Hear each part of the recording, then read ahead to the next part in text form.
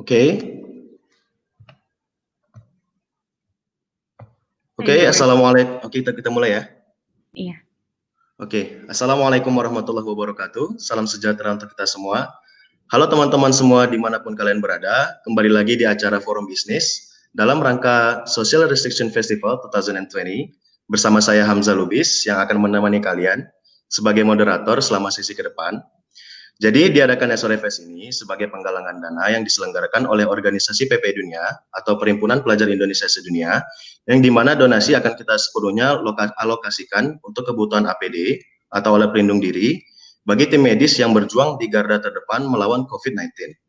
Oke, sebelum kita memulai sesi pada hari ini, saya ingin menginformasikan bahwa hingga saat ini donasi yang telah masuk ke rekening PPI Dunia sebesar Rp94.127.000. Jadi bagi kalian yang sudah orang baik dan dermawan, terima kasih banyak yang telah berkontribusi dalam sama-sama membantu memerangi COVID-19 ini. Oke, yuk teman-teman, bersama kita melawan COVID-19 dengan di rumah aja sambil nonton SORFest 2020, dan jangan lupa donasinya ya. Donasi dapat berupa uang tunai yang dapat ditransfer melalui account di bawah ini. Ini bisa dilihat ya di bawah ini ya. Oke, sebelum kita memulai, izin saya memperkenalkan tamu spesial kita pada hari ini. Ada Kak Jessica Tanusudibjo. Halo Kak. Hai, halo. Yang akan sharing bersama kita bagaimana anak muda seperti Kak Jessica bisa sukses dalam memimpin dan juga mengelola perusahaan besar seperti MNC atau Media Nusantara Citra yang insya Allah bermanfaat dan menjadi tambahan wawasan bagi kita semua. Sebelum itu saya akan bacakan CV-nya. Beliau adalah Director Marcom and Business Development at MNC Capital, and second, Vice Coordinator at MNC College, and the third, Head of Philanthropies at MNC Peduli. Kemudian, pendidikan terakhir, beliau mendapatkan gelar master di Universitas Biola, La Mirada, California, Amerika Serikat. Oke teman-teman semua, sudah pada nggak sabar ya? Yuk langsung kita mulai masuk sesi pertama. Ya ini pertanyaan pertama untuk Kak Jessica. Boleh cerita nggak nih Kak, bagaimana pengalaman Kakak, apa saja langkah yang harus kita kaula muda lakukan agar menjadi sukses di usia yang masih terbilang muda? Silakan Kak. Ya, mungkin kalau misalkan cerita pengalaman, apa yang harus kita lakukan ya?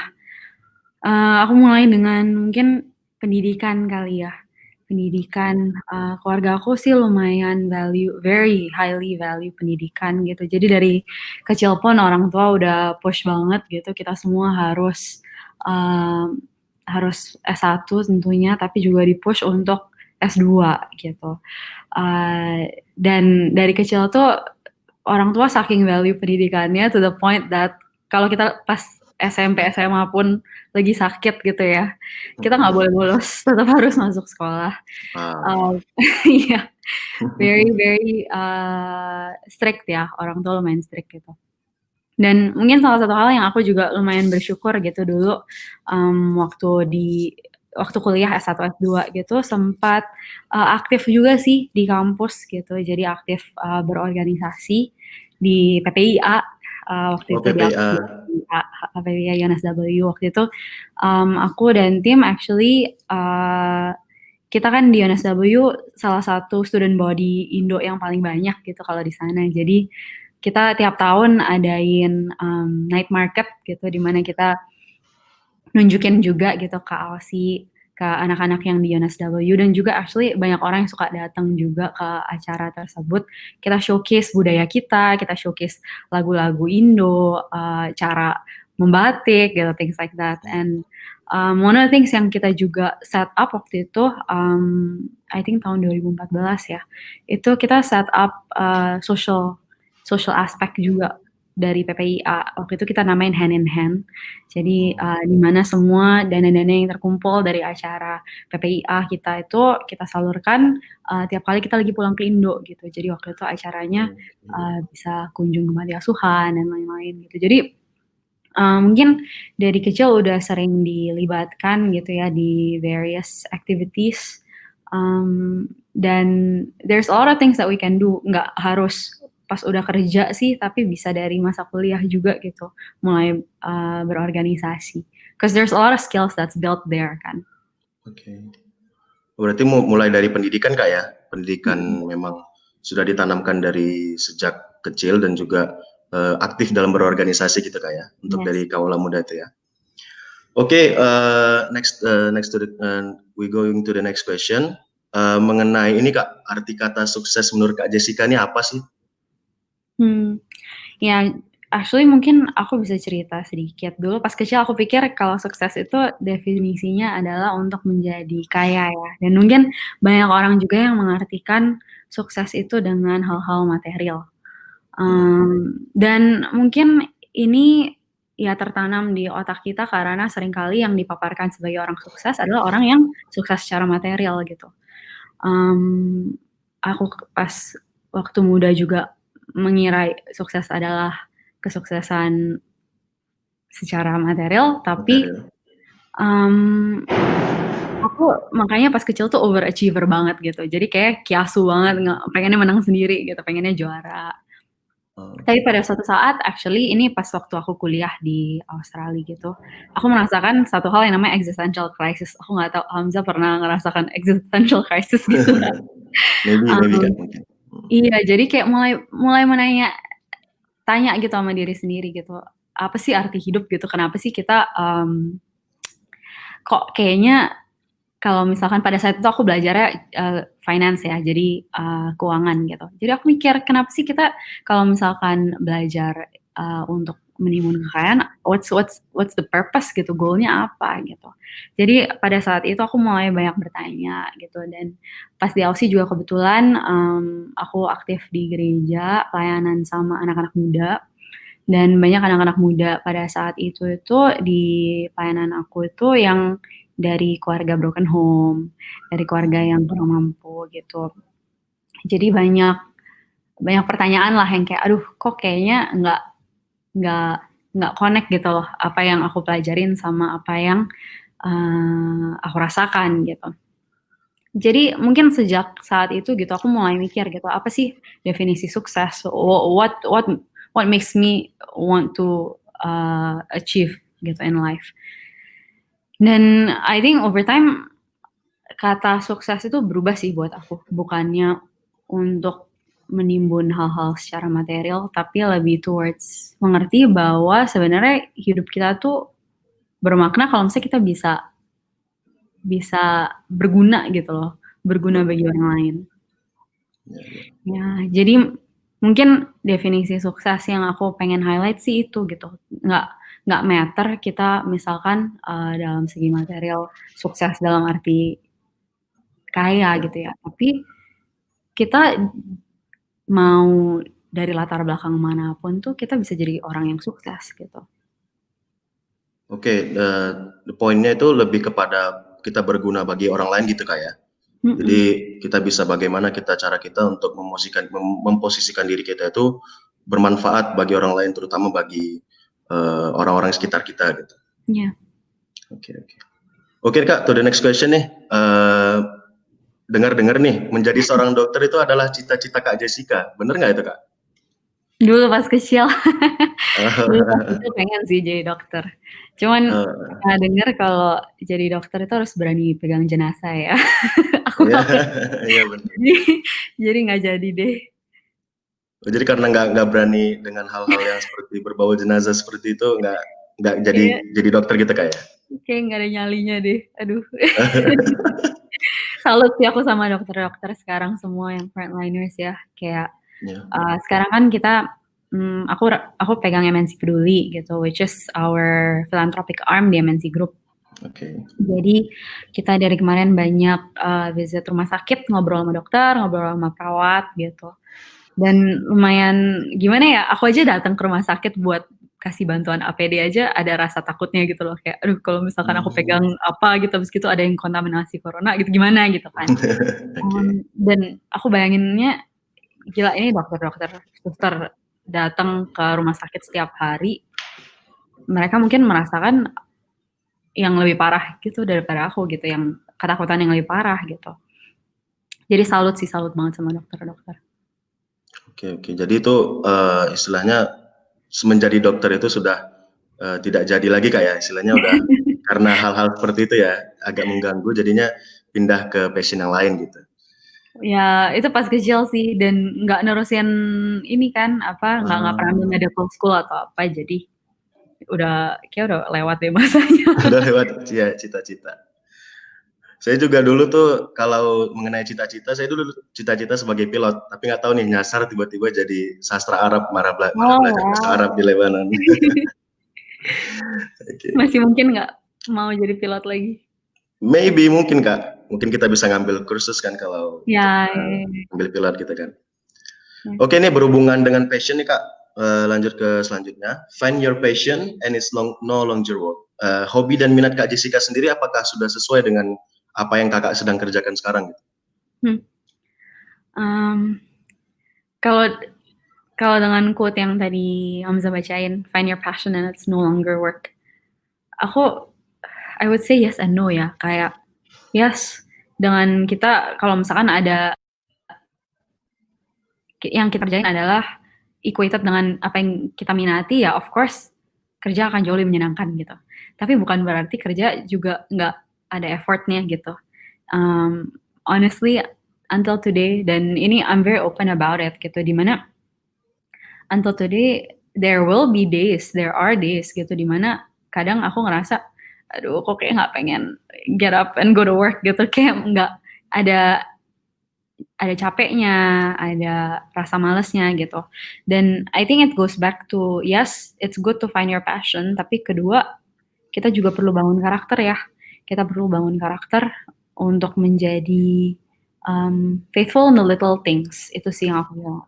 I would say gitu, faithful in the little things, dimana sometimes ada hal-hal yang kita nggak ingin lakukan karena ya kita manusia ya gitu. Kita kadang ada kemauan, kadang enggak gitu.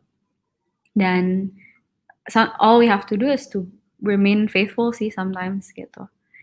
Kalau untuk sekarang sih aku bersyukur gitu dengan pekerjaan yang aku diberi itu ya align gitu sih sama passion, terutama dalam hal-hal yang berbau sosial gitu ya, kayak di MNC Peduli gitu.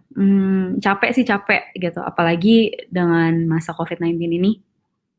Pas pertama kali COVID-19 masuk ke Indo, kan kita langsung ngolah otak gitu ya, gimana cara kita bisa membantu.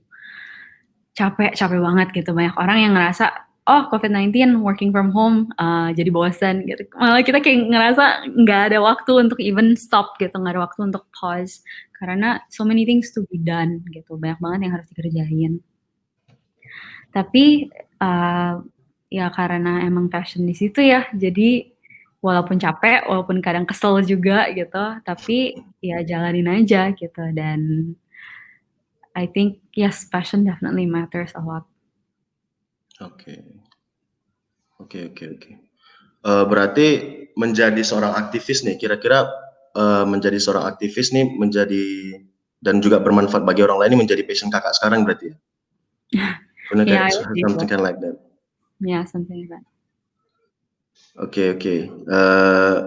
Izin nih Kak untuk mengingatkan untuk donasi bagi teman-teman yang sedang menonton live. Jadi sekali lagi bagi teman-teman yang ingin berpartisipasi dalam menyumbang donasi dapat berupa uang tunai yang dapat ditransfer melalui account di bawah ini. Kemudian selain itu donasi dapat berupa sumbangan barang yang dapat dikirim ke toko PP Dunia, atau jika kalian ingin melakukan transaksi pembelian di toko PP Dunia, semua hasil penjual belian kalian akan sepenuhnya dialokasikan ke donasi. Okay, we're going to the next question. Aku boleh jeda bentar? Oke, boleh. Yeah, I think you guys are doing something really great sih. Kayak kan for the past week juga aku beberapa kali juga turun bicara juga sama beberapa masyarakat gitu yang sekarang lagi kehilangan pekerjaannya. Jadi relief seperti ini, donasi seperti ini emang very helpful karena yang kita bantu itu ya satu para medis yang di front line sekarang, mereka yang tiap hari harus kerja supaya kita semua juga bisa stay at home ya kan. Tapi juga banyak orang yang karena masa ekonomi kayak gini ya kehilangan pekerjaan gitu. Jadi sebenarnya ini adalah privilege buat kita semua yang diberikan lebih untuk ikut serta sih, untuk ikut serta untuk bisa membantu dan berdonasi. So I think thank you so much ya you guys udah set this platform juga gitu untuk ajak orang lain untuk berdonasi. Ya, memang tujuan kita sih memang sebenarnya untuk membantu memfasilitasi tim kesehatan, tim medis yang memang membutuhkan APD atau alat pelindung diri. Jadi fokus kita ke sana. Mungkin ke depannya kalau memang ada kesempatan, ada waktu, kita bisa fokus pada memang mereka yang kena PHK atau putus hubungan kerja, misalnya kayak UMKM seperti yang punya toko ataupun misalnya kayak yang mereka harus untuk menghidupi keluarganya tapi karena corona ini jadi terhambat gitu. Bahkan di berita sekarang itu sampai ada mereka-mereka yang harus tetap, bahkan anak kecil juga tuh Kak. Aku baru lihat berita kemarin, itu anak-anak kecil itu mereka harus berjualan makanan seperti kayak catering gitu. Itu harus mereka jual hari itu juga karena memang stok pangan mereka itu sudah habis untuk keluarga mereka gitu. Dimana yang orang tuanya juga memang nggak sanggup untuk memenuhi kebutuhan tersebut gitu. Jadi memang benar-benar ini kampanye yang kita lakukan ini memang pure untuk tim medis pertama, kedua baru untuk masyarakat pada umumnya gitu. That's good. Oke, untuk to the next question, ini Kak kita mungkin pindah ke sisi lainnya. Kalau boleh tahu nih Kak, siapa kira-kira yang menjadi role model Kakak selama ini? Role model ya, mungkin banyak yang udah kenal orang tua aku. Jadi kalau itu ya by default gitu mereka udah jadi role model ya. Cuman satu orang yang aku mungkin I wanna mention gitu sebagai role model di hidup aku adalah sebenarnya oma aku sih. Oma aku iya, tinggal di rumah. Tahun ini umur 78. Oma nggak pernah kerja actually, nggak pernah. Seumur hidup dia nggak pernah kerja. Dia seorang housewife ya, ibu rumah tangga. Tapi setiap hari oma tuh bangun jam 5 pagi. Mau lagi nggak enak badan pun tetap bangunnya jam 5 pagi. Bangun jam 5 pagi karena oma ini tiap pagi nyiapin makanan buat kita. Nyiapin makanan pagi, siang, malam, masak buat kita semua satu rumah. Oma juga yang tiap bulan itu ngitungin gaji supir gitu. Semua itu oma yang yang ngurusin. Dan amazing lah, oma aku tuh amazing. Nggak pernah ngeluh orangnya. Kalau misalkan sakit pun juga nggak pernah ngeluh, bilangnya nggak boleh manja gitu. Jadi fighter banget sih. Tapi nggak banyak yang tahu sosok oma. Yang menurut aku sebenarnya justru yang paling susah itu untuk rajin, be faithful, bahkan behind closed doors ya kan. Ya gampang lah kalau misalkan kita di kantor kelihatannya rajin atau apa, tapi kalau di rumah kan enaknya malas-malasan. Tapi seorang mama ya I think amazing banget sih, nggak pernah ngeluh all her life, 78 tahun. Bahkan sampai sekarang itu Kak masih terus aktif untuk Sampai sekarang. Wow. Sampai sekarang bangun jam 5, sampai sekarang masak pagi, siang, malam. Wow. Mungkin dapat sisi aktivisnya lewat dari situ Kak ya. Mungkin dapat sisi pengen selalu bantu orang lain, juga bermanfaat bagi orang lain itu mungkin dari oma itu Kak ya. I think so. I think oma benar-benar embed a lot of value sih dalam kehidupan aku gitu, ngajarin kalau misalkan kadang hal-hal yang kita lakuin juga nggak perlu dipublikasi untuk bermanfaat bagi orang lain kan gitu. Ya, benar. Oke, kalau tadi kita nyinggung tentang role model Kakak selama ini itu adalah omanya. Jadi kita nih lebih kepada ini Kak, ke to the next question-nya, orang yang paling berpengaruh dalam hidup Kakak ini, maksudnya yang merubah, misalnya kayak Kakak dari dokter bisa jadi ini, itu kira-kira siapa berpengaruh dalam kehidupan Kakak itu siapa? Berpengaruh, waduh kalau satu orang yang paling berpengaruh kayak susah ya. I think it's more towards kayak step by step sih. Ada beberapa orang yang definitely had a lot of say in my life. Ya mungkin going back to the story yang tadi aku cerita tentang pas aku di Aussie, ngerasa existential crisis itu, sebenarnya aku sempat bukannya mau jadi dokter, tapi mau terjun ke dunia pelayanan. Oh, Ya, dan makanya actually setelah aku lulus dari Aussie, aku sempat ke Amerika buat ambil teologi ya.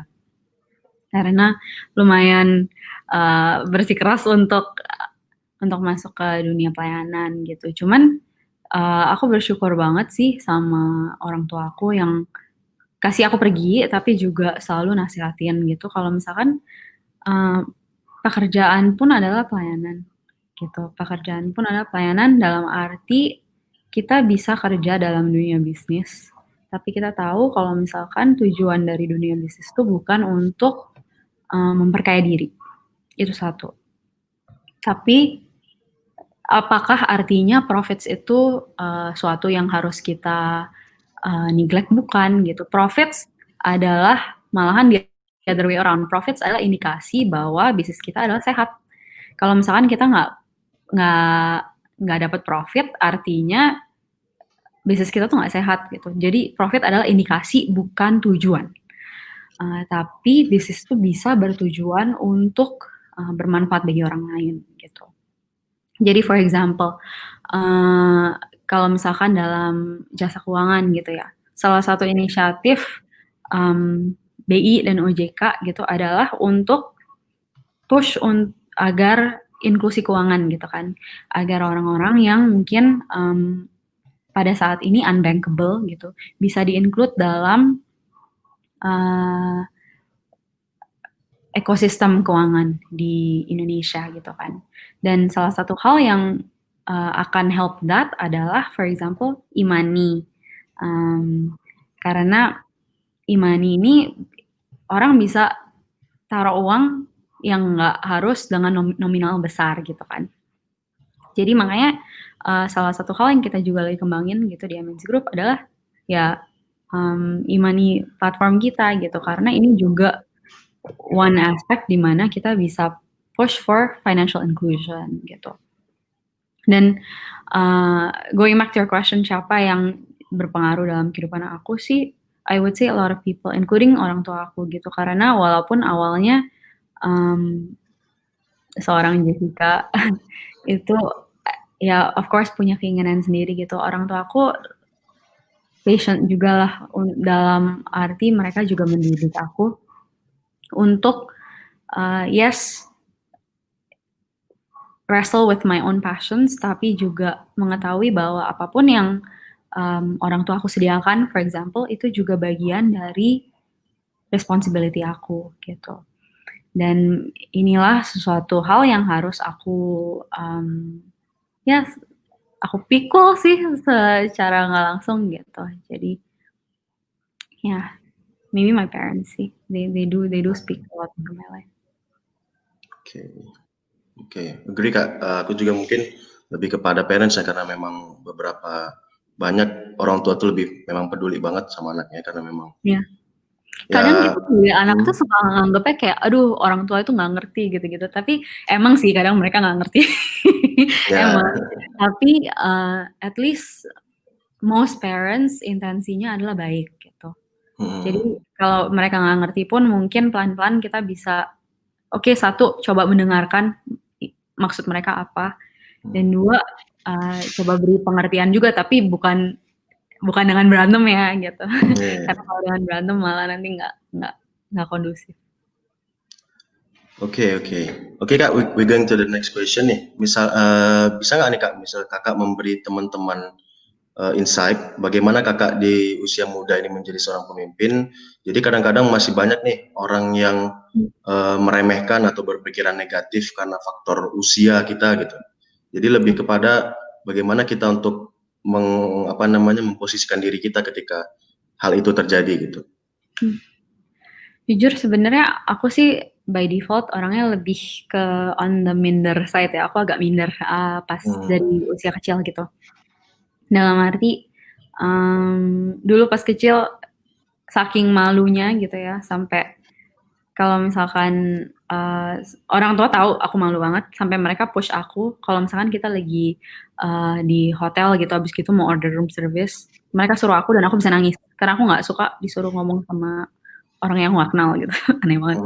Tapi karena by default aku tuh minder. Pertama kali aku nginjak dunia pekerjaan dan diberi role of leader gitu. By default aku minder. By default pertanyaan yang di kepala itu selalu, aduh gue tahu apa, aduh orang-orang ini lebih tua dari gue, lebih berpengalaman dari gue, lebih berpendapat daripada gue gitu kan. Sebenarnya gue bisa apa sih gitu. Cuman mungkin over the years satu hal yang aku pelajari adalah yes, it's good untuk kita sebagai anak muda untuk mendengar karena vice anak muda adalah karena kita seringkali idealis, kita suka nggak mau dengerin gitu. Kita suka nggak mau dengerin orang yang lebih tua dari kita. Dan terutama karena kita juga tinggal di era digital di mana serba gampang cari di Google aja gitu. Jadi kesannya kita suka ngerasa agak angkuh gitu loh sebagai anak muda ya. Jadi satu hal yang aku pelajari adalah yes kita nggak boleh sombong ya, itu suatu kita nggak boleh ngerasa lebih tahu daripada orang-orang tua yang udah berpuluh-puluh tahun kali bekerja di industri tersebut gitu. Tapi juga bukan berarti kita nggak punya something to bring to the table gitu. Karena justru bagusnya leadership di mana ada banyak ada beragam macam orang gitu. Ada laki-laki, ada perempuan, ada yang tua, ada yang muda. Mungkin ada yang idealis, ada yang lebih konservatif gitu. Bagusnya adalah dalam satu leadership team, and this is why we're a team gitu kan. Kita bisa kasih masukan yang lain tuh nggak necessarily lihat. Dan itu yang aku pelajari so far sih. Aku bersyukur for the past years ini, aku juga banyak mentor-mentor di kantor gitu, orang-orang yang I work with yang actually a lot older than me gitu, tapi mereka juga continue untuk value opini aku gitu. Jadi I think untuk anak muda yang diberi kesempatan untuk bersuara gitu, jangan takut tapi juga jangan merasa kita lebih tahu gitu. Jadi mungkin kita harus lebih belajar cara penyampaian yang lebih menghormati, cara penyampaian juga yang mungkin nggak overstep orang lain gitu. Karena seringkali anak muda itu maunya cepat selesai gitu kan. Jadi kita mungkin bypass yang seharusnya nggak kita bypass gitu. Jadi itu hal-hal yang kita sebagai anak muda perlu pelajari sih. Karena ya kadang kita nggak sempat mikirin konsekuensi ya. Jadi mungkin lebih kepada anak muda ini jangan terlalu harus lebih banyak mendengarkan dan juga dan juga lebih kepada everything to by process. Jadi semua itu lebih kepada ada prosesnya dan juga nggak harus secara instan kita pengen menyampaikan sesuatu itu. Gitu. Oke Kak, udah dapat insight-nya. Kemudian ini ada next nih. Kemudian sebelumnya kita udah dapat dari pemuda. Kemudian nih kira-kira nih untuk pertanyaannya ini harapan dari Kakak untuk Indonesia. Jadi khususnya bagi para pemuda nih, kira-kira apa baiknya untuk dilakukan para pemuda dan juga bangsa kita sendiri untuk kedepannya itu bagaimana cara kita membangun bangsa bersama gitu. Ya. Mungkin harapan untuk Indonesia ya, waduh. Berat sekali pertanyaannya.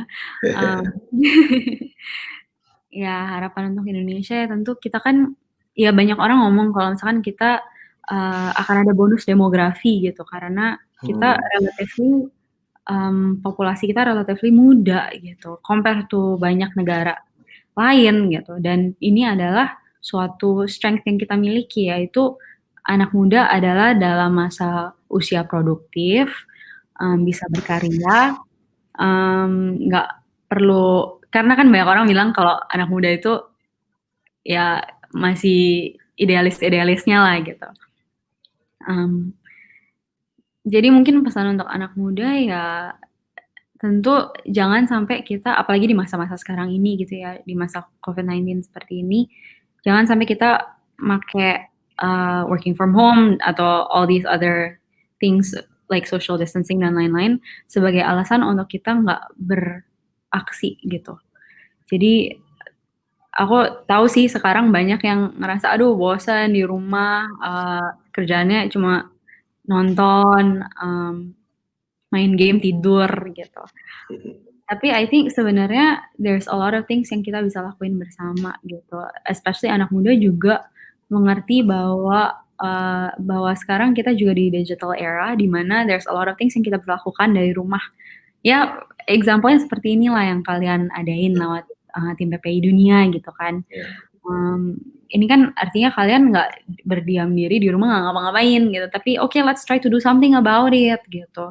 Jadi mungkin pesan untuk anak-anak muda, ayo kita let's try to do something gitu together. It doesn't have to be something yang besar gitu, tapi kalau misalkan semua orang bergerak, semua orang tergerak gitu, I think Indonesia sih potensinya luar biasa.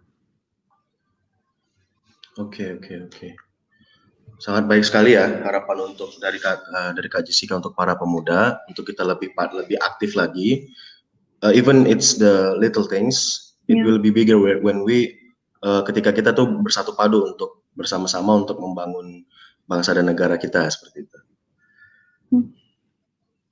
Oke, ingin mengingatkan lagi nih Kak, kebetulan udah mulai rame banget ini para penonton ini.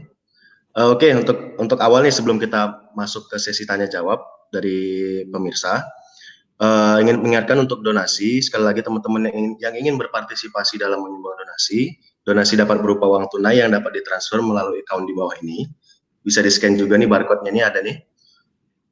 Kemudian selain itu donasi dapat berupa sumbangan yang dapat dikirim ke toko PPI Dunia, atau jika kalian ingin melakukan transaksi pembelian di toko PPI Dunia, semua hasil penjualan belian akan sepenuhnya dialokasikan ke donasi. Gitu. Oke Kak, kita langsung masuk ke sesi tanya jawab nih ya. Ini udah banyak masuk nih pertanyaan dari teman-teman. Untuk pertanyaan pertama nih dari Hafiz dari Mesir nih Kak. Oh wow. Hai. Saran dari Kak Jessica untuk milenial, jika kita mau mulai berbisnis, harus mulai dari mana dulu? Harus mulai dari mana dulu? Yeah. Aku sih, I'm a big proponent of being purpose driven. Actually, a few days ago, aku sempat ngobrol sama my sister, sama kakak sama adik gitu. Kita kan rame di rumah. Sempat ngobrol, mereka tanya gitu, what drives you just gitu, what motivates you?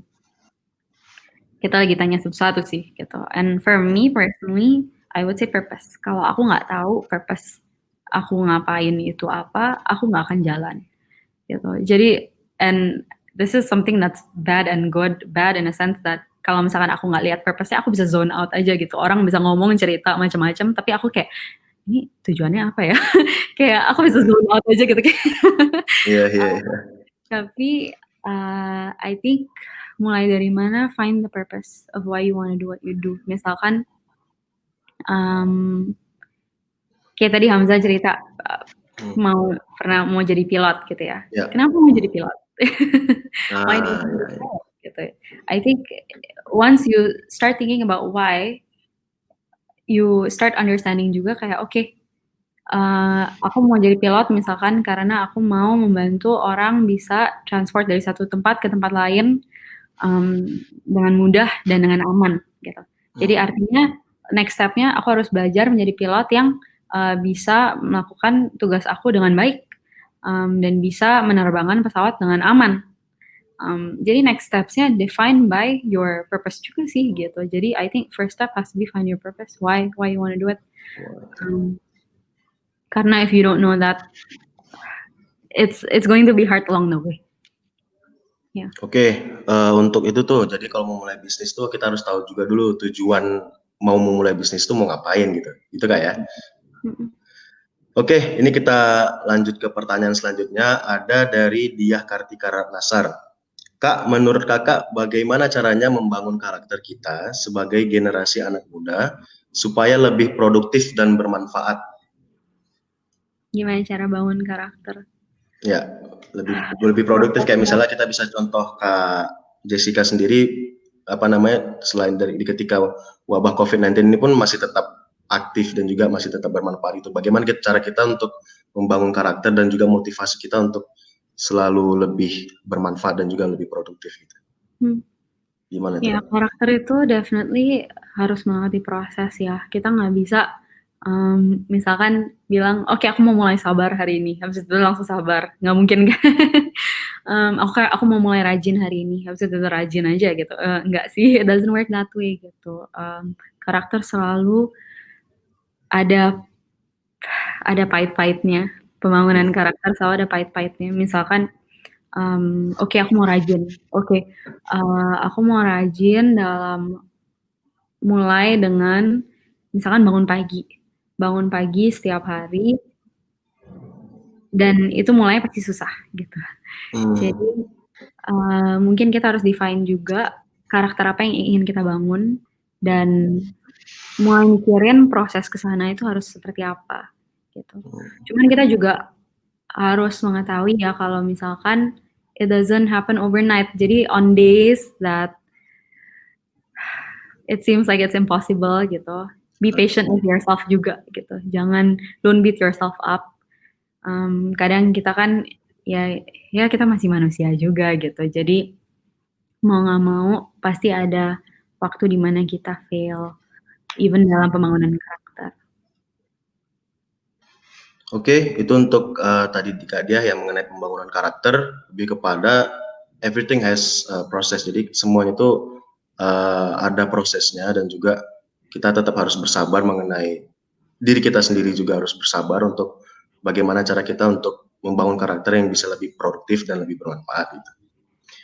Oke, untuk kita langsung lanjut ke pertanyaan ketiga nih Kak, ada dari Kak Juliana Pandiangan dari Filipina.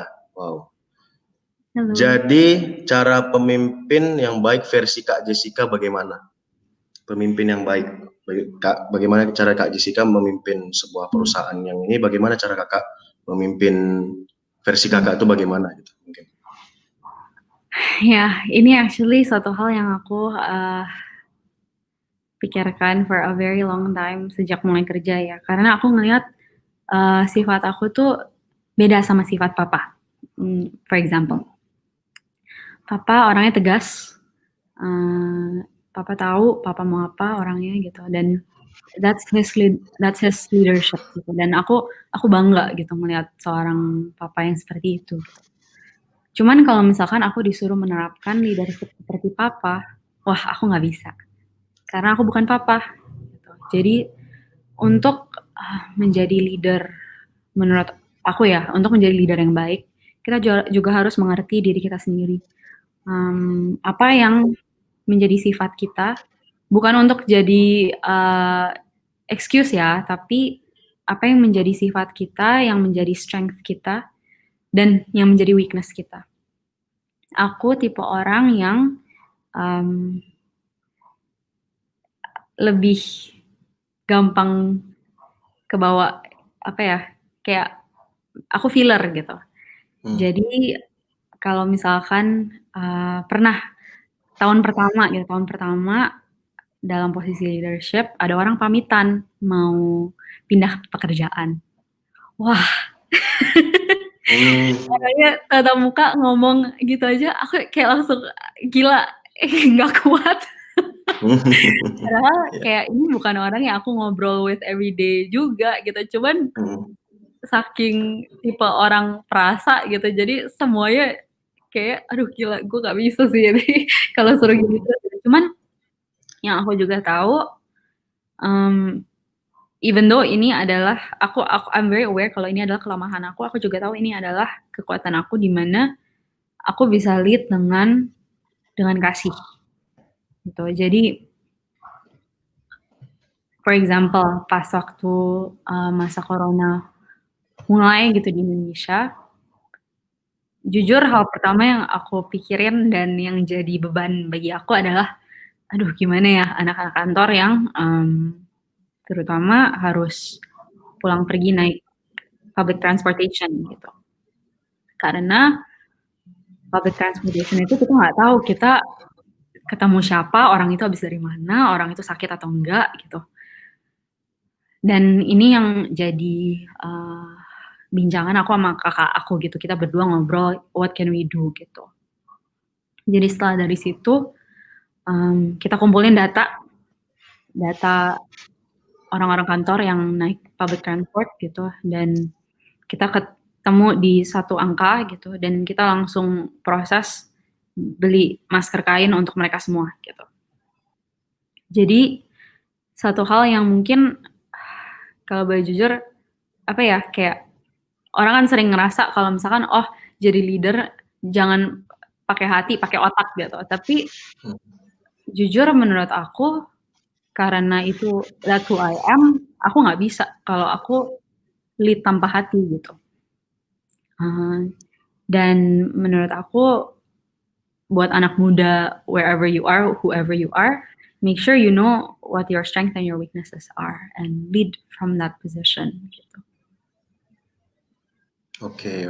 Jadi lebih kepada bagaimana kita nggak hanya memimpin itu hanya menggunakan akal saja, menggunakan otak saja. Lebih kepada versi Kak Jessica itu lebih kepada feel, bagaimana cara kita membawa orang yang kita pimpin itu selain daripada akal dan logika itu kita lebih kepada perasaan kita bagaimana, kemudian bagaimana mereka ke depannya seperti itu. Oke, kita lanjut nih Kak ke pertanyaan ini, kayak mulai banyak banget, cuman kita udah kita pilihkan ini. Ini pada pertanyaan keempat dari Fatma dari Malaysia. How to reduce any association with negative people in term of business and women. Jadi ini lebih kepada business and juga woman gitu Kak. Kira-kira gimana tuh? Mungkin going back to that, banyak orang ngerasa kalau perempuan nggak bisa jadi leader karena perempuan terlalu perasa. Ya. Tapi ya emang awal aku ngerasa gitu ya, karena pertama kali aku mulai kerja, aku dikelilingin banyak laki-laki. Dan I would say beberapa kali aku suka ketawa sama kakak aku berdua karena kita lumayan involved dalam meeting-meeting IT di kantor gitu, dan yang kita ketahui banyak orang kalau di IT itu kebanyakan laki-laki. Tapi bukan berarti gimana ya, kayak bukan berarti kita nggak bersuara juga sih gitu, karena mau nggak mau like what I mentioned tadi, justru bagus ada diversity dalam satu tim karena kita semua bisa membawa perspektif yang berbeda. Dan jadi decision yang dibuat adalah based on a lot of different information, dan decision yang kita buat jadinya lebih bijak karena kita bisa consider faktor-faktor lain yang otherwise kita nggak akan kepikiran gitu. Jadi mungkin untuk seorang perempuan yang ingin lead, aku saranin kita nggak harus compete sama laki-laki kok gitu. We're not here to compete. Kita juga nggak harus compete sama perempuan lainnya gitu. I think as long as kita tahu soberly gitu, strength kita tuh apa sih, weakness kita apa sih, itu penting banget sih dalam leadership. Karena kalau misalkan kita nggak aware of our own weakness gitu, kalau kita nggak tahu kelemahan kita sendiri itu apa, ujung-ujungnya kita bisa angkuh gitu sih. Jadi kita nggak lead orang dengan apa ya? How do you explain that? Kayak because you don't understand your own weaknesses, seringkali kita jadi pikir kita yang paling tahu gitu. Padahal leadership is not about that at all kan. It's not a one-way street gitu. Leadership is about us and our team gitu. Oke, terima kasih Kak atas jawaban yang sangat ini. Kemudian ini saya ingin mengingatkan lagi karena mulai padat lagi nih Kak. Mumpung mulai padat nih, mungkin kita ingin mengingatkan untuk donasi lagi. Jadi sekali lagi bagi teman-teman yang ingin berpartisipasi, jangan sampai lupa untuk berdonasi, bisa berupa uang tunai yang dapat ditransfer melalui account di bawah ini, bisa scan di bawah ini. Selain itu donasi juga dapat berupa sumbangan yang dapat dikirim ke Tokopedia Dunia, atau jika kalian ingin melakukan transaksi pembelian Tokopedia Dunia, semua hasil penjual belian akan sepenuhnya dialokasikan ke donasi. Oke, ini ada pertanyaan selanjutnya nih Kak, dari Dian Mustika. UMKM buat milenial pemula gimana Kak? Kebetulan Kak Dian Mustika ini pegiat di bidang pegiat di bidang itu. Kira-kira menurut Kakak tuh UMKM buat milenial pemula itu bagaimana?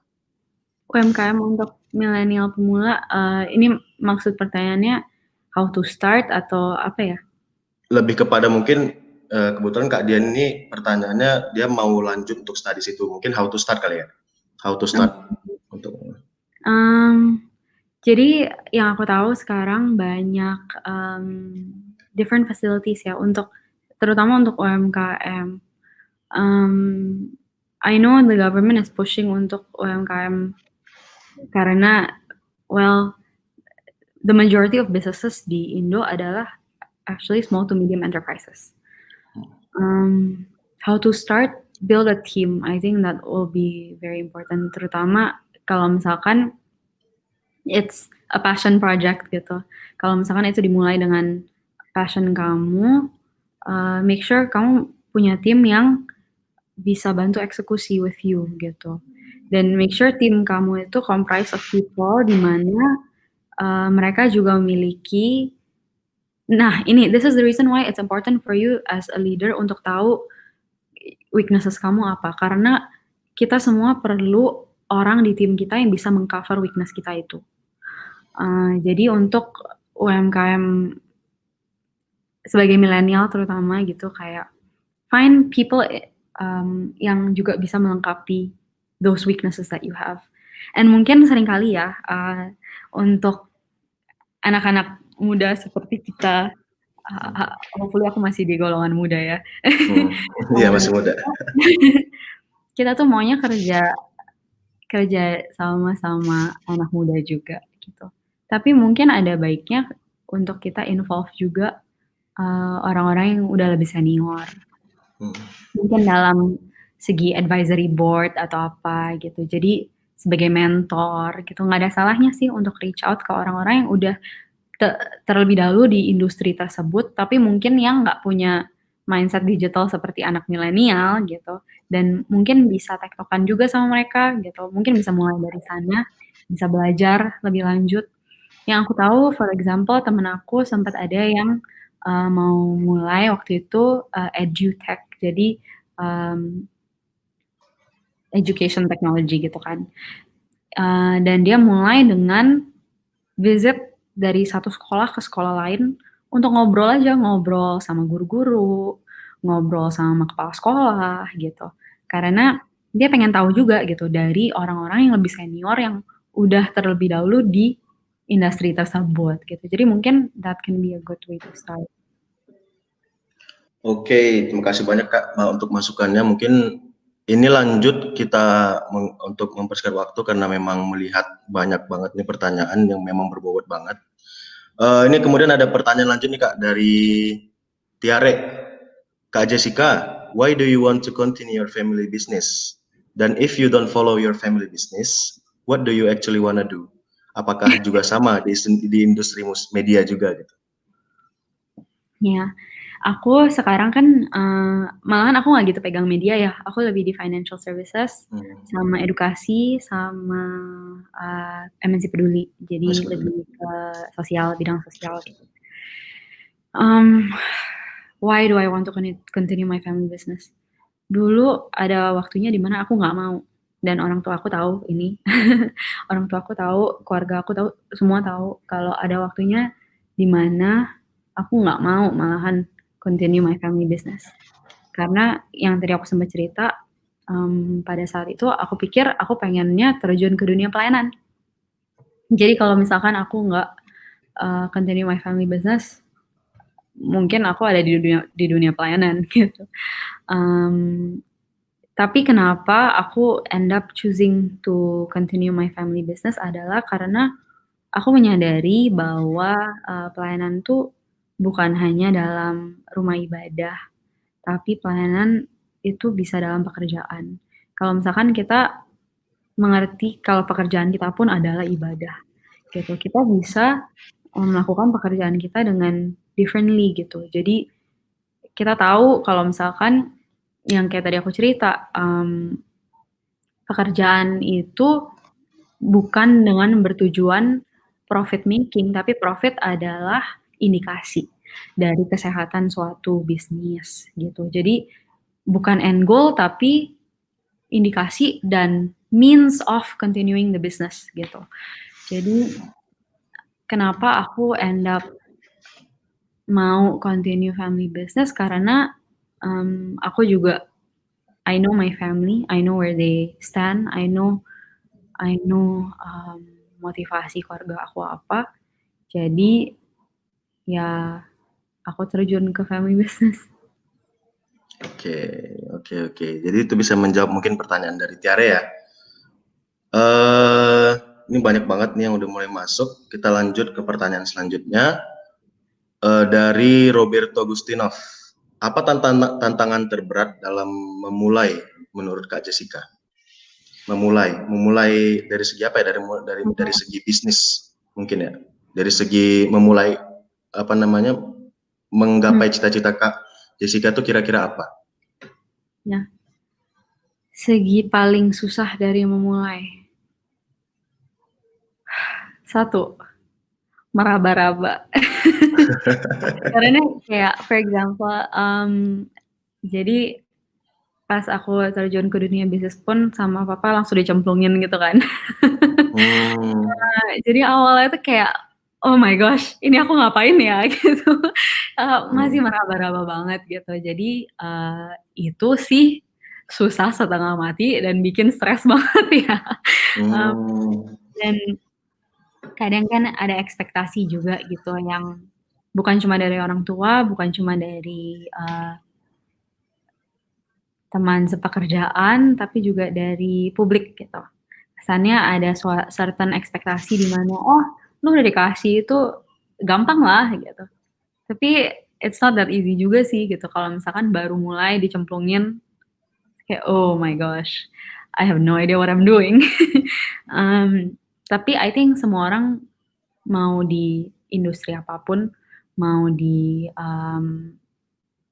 pekerjaan apapun, pasti pernah merasakan hal yang sama. Mungkin pertama kali kita mulai kerja, kita juga masih meraba-raba gitu, tapi that's why mungkin my biggest advice would be it's okay to ask gitu. Aku kan beberapa kali juga jadi dosen tamu gitu di college kita. Jadi, dosen tamu bahasa Inggris dan the first thing I always tell my students adalah, "It's okay to ask," gitu. Jangan pikir kalau ada pertanyaan yang bodoh. Justru kalau misalnya kita nggak mau nanya, we are actually missing our opportunity, gitu. Jadi kadang emang ya kita ngerasa, aduh kalau nanya kayak entar dikira gue bego banget gitu ya. Tapi it's okay to ask, mendingan tanya dan orang pikir bego daripada kita nggak tahu apa-apa gitu. Sepakat. Jadi lebih baik bertanya daripada sesat di jalan gitu Kak ya. Iya bener banget. Iya. Oke, ini ada pertanyaan lagi nih Kak. Dari Bimo Aryo. Kak, dalam bangun bisnis itu kan pasti nggak lepas dari networking dan kerjasama. Kira-kira tips networking dari kakak itu bagaimana? Untuk membangun networking dan kerjasama yang baik itu bagaimana? Ya, kalau aku boleh jujur ya, dulu aku orangnya anti banget yang namanya networking. Anti banget tuh soalnya kayaknya sering kali ngerasa orang nganggep networking itu sebagai hal yang, apa ya, kayak oportunis banget sih gitu. Jadi aku lumayan agak alergi gitu sama yang namanya networking pada saat itu. Tapi lama-kelamaan aku juga ngerasa sih ada benefit-nya juga untuk kenal. Tapi jangan sampai kita cuma kenalan sama orang untuk untuk mau sesuatu dari orang itu, gitu. Karena kerasa sih gitu. Kalau misalkan memang kita beneran genuinely kenalan sama orang, beneran genuinely mau get to know orang tersebut,